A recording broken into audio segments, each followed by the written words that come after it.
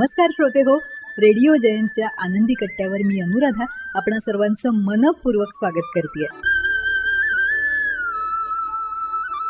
श्रोते हो, पांडुरंग कदम यांनी शेअर केलेला विचार आजच्या आनंदी कट्ट्यावरून तुमच्यापर्यंत पोहोचवते. महाभारतातलं युद्ध संपलं. कृष्ण घरी आले. कृष्णाला त्यावेळी रुक्मिणीनं एक प्रश्न विचारला. गुरु द्रोणाचार्य आणि पितामह भीष्म यांना ठार मारणाऱ्यांच्या बाजूनं तुम्ही कसे काय उभे राहिलात? यावर कृष्णानं उत्तर दिलं, ते आयुष्यभर सत्याच्या मार्गावर चालत होते, यात कुठलीच शंका नाही. पण त्या दोघांकडनं आयुष्यात एक पाप घडलं आणि त्यामुळं त्यांच्या आयुष्यभराच्या त्या सत्य मार्गावर पाणी फिरलं. रुक्मिणीनं विचारलं, पाप कुठलं? यावर कृष्ण म्हणाला, अगं जेव्हा ते भर दरबारात द्रौपदीचं वस्त्रहरण होत होतं तेव्हा ते उपस्थित होते. दरबारातले ज्येष्ठ व्यक्ती म्हणून ते हा प्रकार रोखू शकत होते, पण त्यांनी तसं केलं नाही. त्यांचा हा एकच गुन्हा त्यांच्या सगळ्या सत्यमार्गावर जगण्याला अर्थहीन करण्यासाठी पुरेसा आहे. रुक्मिणीनं विचारलं, मग कर्णाचं काय? कृष्ण म्हणाला, हो, कर्ण दानशूर होता, यात कुठलीच शंका नाही.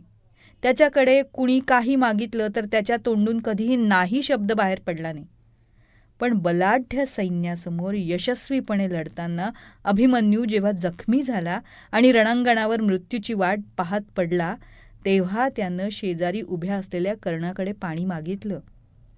तिथं स्वच्छ पाण्याचं एक डबकं होतंच, पण अभिमन्यूला पाणी देऊन आपल्या मित्राला म्हणजे दुर्योधनाला त्याला दुखवायचं नव्हतं.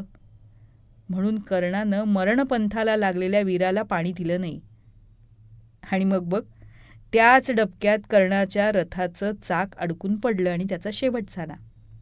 याचं तात्पर्य हे की आपल्या एका अन्यायकारक कृत्यानं आपल्या आयुष्यभराच्या प्रामाणिकपणाची किंमत एका क्षणात शून्य होऊन जाते.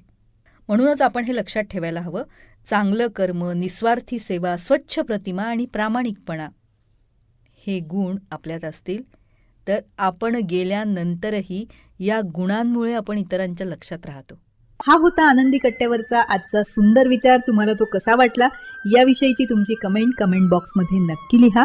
आणि त्याचबरोबर रेडिओ जयंतचे दर्जेदार कार्यक्रम ऐकण्यासाठी रेडिओ जयंत लाईक करा, शेअर करा आणि सबस्क्राईब करा. रेडिओ जयंतचं सबस्क्रिप्शन फ्री आहे. आणि त्याचबरोबर नोटिफिकेशनसाठी बेल आयकॉनवर क्लिक करायला सुद्धा विसरू नका.